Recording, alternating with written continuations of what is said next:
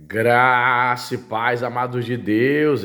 Você está no meio do seu nosso ponto teológico. Estamos aí para mais um review desta obra sensacional da editora Paulus, com 246 páginas. O autor, Richard Huxley, muito conhecido aí dos estudantes de teologia. Paulo e o Império, Religião e Poder na Sociedade Imperial Romana. Uma obra sensacional. E para você que não me conhece, sou pastor Anderson Porto, estamos aqui nas internet da vida compartilhando conhecimento. Seja muito bem-vindo ao Point Teológico. Não é inscrito no canal ainda? Jesus, Deus está vendo isso, cara. 2 segundos para você fazer parte aí da família Point, ó. 1, 2, pronto, 2 segundos, já está inscrito. Isso, agora ative o sininho aí para você receber as notificações. Beleza, tá ativado, agora faz parte da família Point. Deixe seu like, faça seu comentário para ajudar a engajar o canal, tá certo? Sugiro você, principalmente você que está chegando agora, sugiro que dê uma olhadinha lá na nossa playlist. Você vai ver muita coisa boa, 86 videoaulas, né, para teologia para iniciantes. Você que não sabe nada, dá uma olhadinha lá para você começar, totalmente gratuito para você estudar. Temos uma série de vídeos sobre teologia pentecostal, uma série de vídeos sobre teologia paulina, temos uma série de vídeos, curso de história da teologia, já tem mais de 60 vídeos. Temos a história da filosofia cristã, temos 17 vídeos sobre prolegômenos. O que é isso, pastor? Prolegômenos são as palavras iniciais quando você vai estudar teologia sistemática. Olha, muito legal, dá uma olhadinha lá, compartilhe este conteúdo, assista e seja abençoado, tá certo? E você que já está caminhando e entende que esse canal é bênção para a sua vida, eu sugiro a você aqui nos comentários, dá um clique no Apoia-se, deixa Deus te usar. A partir de R$5, né, você poderá tornar-se nosso apoiador fixo mensal, um patrono deste canal. Pastor, R$5 é pouco, eu quero abençoar com 10, com 15, dentro das suas posses. Então, fazendo isso, vamos colocar você no nosso grupo do WhatsApp, e o nosso propósito é, quando batermos a meta financeira, que você vai ver lá na plataforma do Apoia-se, aí sim nós iremos começar a sortear livro de teologia para os apoiadores, tá certo? O nosso propósito é alcançar a meta, então seja esse patrono aí, esse colaborador, tá certo? Vamos mostrar aqui essa obra, a primeira sinopse, né, para você entender, ó. Que legal, ó. Já há quase 2000 anos se vê e se lê Paulo como alguém que não ousou discordar de todo o aparato ideológico, econômico e político do Império Romano. Esse tipo de leitura só serviu para justificar os imperialismos do passado e só servirá para conservar os do presente. Antes de continuar aqui, né, esse autor aqui ele é socialista, tá? Então, todas as seus escritos, ele vai procurar fazer uma leitura de Jesus e de Paulo, uma leitura socialista, né? Ele sempre faz comparação do Império Romano com o Império dos Estados Unidos, o imperialismo, então ele tem essa inclinação aí esquerdista, né? Ah, pastor, vou ler um cara de esquerda? Você é teólogo, tem que ler de tudo, né? Então vamos lá. Um grupo de estudiosos aceitou o desafio de ler Paulo no contexto do imperialismo romano, e o que é mais significativo, como alguém que ousou caminhar contra a corrente e com propostas alternativas. Este livro é fruto desse esforço e, sem dúvida, será um divisor de águas nos estudos do Novo Testamento em geral e de Paulo em particular. Outra coisa interessante é que ele é o organizador, na verdade, dessa obra. Então, ele escolheu aí vários teólogos, né? Vários teólogos para escrever cada capítulo. Vou mostrar para você aqui o sumário, ó. Entendeu? Vários capítulos é sempre um autor diferente, então ele organizou, chamou os caras que pensam como ele, certo? Parte 1, Evangelho da Salvação Imperial, a introdução, Laus Imperii, é o Branco que vai escrever. Quem é o verdadeiro profeta? Dieter Georg, Rituais e Poder, S.R.F. Price, O Poder das Imagens, Paul Zanker,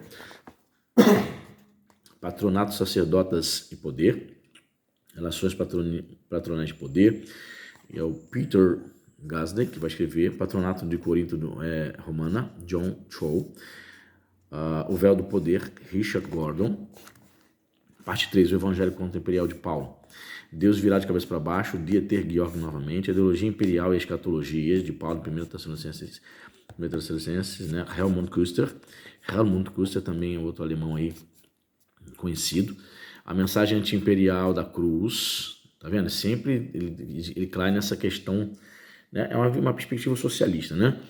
A mensagem anti-imperial da cruz, ou seja, a cruz foi uma espécie de protesto, né, ao imperialismo romano. Neil Elliott, Romanos 13, de 1 a 7, no contexto da propaganda imperial, Neil Elliott. Parte 4, a construção de uma sociedade alternativa, os cultos imperiais de Tessalônica e o conflito político em 1 Tessalonicenses, Karl Dorfred. 13, a praxis do discipulado coigual, Elizabeth Schuller, de Florença. 14, 1 Coríntios, estudo de casos de Assembleia de Paulo como sociedade alternativa, Elizabeth Schuller e Richard Huxley. Então ele vai participar desse último capítulo, capítulo 14. Né? Quem é Richard Huxley? É professor de letras clássicas e religião na Universidade de Massachusetts, Boston, e autor dos livros Bandidos e Profetas e Messias, que eu tenho também review aqui no canal, Arqueologia, História e Sociedade na Galileia, né? Que eu não tenho essa obra, né? Vai entrar no meu radar, já entrou. Jesus e o Império, que eu também já tenho, de capa preta, já li todo e tem review no canal também, publicados pela editora Paulus. Das 4 obras publicadas pela Paulus dele, então, tenho 3, só não tenho esse Arqueologia, mas que já vou botar lá no carrinho da Amazon, se não esqueço. Então vamos lá, separei um trecho aqui, um trecho para nós lermos o capítulo 4, o Poder das Imagens, na página 77. Quem escreveu esse artigo foi o Paul Zanker. Só um aperitivo aí para você ter noção do contexto e o conteúdo aí. Ó. Império de Augusto, a reação grega. A humanidade inteira se volta para o Sebastos, isto é, Augusto, plena de reverência. As cidades e os conselhos provinciais o honram com templos e sacrifícios, porque isso lhe é devido. Assim agradecem a ele em toda parte por sua benevolência. Com essas palavras, Nicolau de Damasco, contemporâneo de Augusto, descreveu a reação espontânea do mundo grego à criação de uma monarquia depois da derrota de Antônio. Ao contrário de Roma, a região leste da Grécia não precisava de símbolos nem de imagens visuais recém-inventados do império. Podia aplicar a antiga e arraigada linguagem do culto helenístico ao dirigente, a esse povo monarca, cujo poder de trazer a paz e restaurar a ordem estava visível em toda parte, a fim de agraciá-lo com as honras normalmente conferidas aos deuses olímpicos, Filo, Legatio, 159-151. Embora as formas exteriores do novo culto ao imperador fossem essencialmente as mesmas com que as cidades gregas tinham antes honrado Alexandre e os reis helenísticos, e mais tarde Roma e generais romanos individuais, a proporção e o grau de disseminação desse culto representaram de fato um novo fenômeno. Antes, o culto ao dirigente era instituído esporadicamente numa ou noutra cidade, de modo geral para uma ocasião especial. Mas a partir de então, ele se manifestava em toda parte, de modo quase simultâneo, não só em cidades livres, como também nos centros administrativos das províncias e mesmo em assentamentos sem status cívico. O culto ao imperador tornou-se rapidamente mais disseminado de quantos existiram. Sempre com as notas explicativas aí. Mais um trecho. A forma e a escala do culto variavam naturalmente de cidade para cidade, a depender dos recursos financeiros de patronos individuais, assim como do tamanho e do status da comunidade. O culto a Augusto podia ser agregado a cultos e festivais já existentes em louvor aos deuses, mas na maioria das vezes era abrigado em estruturas erigidas apenas para ele. Em cidades novas e antigas construíam-se para ele templos, propileias, áreas sagradas, reservadas e colunatas. Então, vai dizer, isso foi o Filo. Esses novos santuários ao imperador costumavam ser maiores e mais grandiosos do que os dos deuses tradicionais, mas, fora isso, eram indistinguíveis em termos de aparência externa. Costumava haver um templo independente em forma de períptero,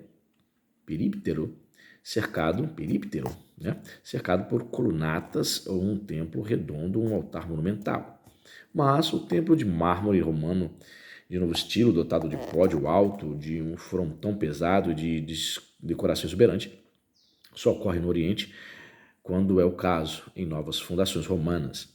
Em outras partes, o uso das velhas e conhecidas formas arquitetônicas tranquilizava os gregos acerca da associação íntima entre a religião tradicional e o culto ao imperador. Aí eu posso parar o vídeo aqui um pouquinho para você continuar lendo. Ó. O rei Herodes escolheu um ponto particularmente imponente para o templo de Roma e Augusto, na cidade recém-formada de Cesareia, nome que homenageava o imperador. Assentado sobre um alto pódio, o templo dominava o porto e moldava toda a paisagem urbana. Quem vai citar isso? Lá? Joséfo, Antiguidade Judaica, História dos Hebreus. Tá vendo? Aí, ó. Rapaz, por incrível que pareça, eu ainda não tenho ainda História dos Hebreus. Você acredita nisso? Preciso comprar. História dos Hebreus eu ainda não tenho. Flávio Joséfo. Incrivelmente, na minha biblioteca ainda não tem. Isso é um pecado, né? Mas, se Deus quiser, ainda vou adquirir. Então, você pode ler aí, ó. né? Olha lá, o culto ao imperador, a competição entre cidades, olha lá. Os cultos e honras ao imperador disseminaram-se rapidamente e passaram a ter um impulso próprio. Era raro que o próprio Augusto, um membro de seu círculo, tomasse a iniciativa. A construção de altares de Roma e Augusto para as novas assembleias provinciais da Gália e da Germânia, Lyon e Colônia são uma exceção, tendo como propósito, primordialmente, transmitir a ligação permanente entre a casa imperial e os homens de destaque dos povos subjugados. Você pode parar aí o vídeo aí, ó, para ler mais trechos. É cultura, né, cara? O teólogo precisa também ter essa perspectiva, essa questão social. Olha aí, essa série, pessoal, essa série é a série da Paulus, ó, coleção Bíblia e Sociologia. Olha quantas obras tem dentro dessa perspectiva, ó. Arqueologia, História e Sociedade na Galileia, é uma obra dele também, Richard Rosen, né? Bandidos, Profetas e Messias, eu tenho esse também. A Cristianismo e Paganismo são obras de vários autores. Né? Cristo é a questão, Wayne Mix.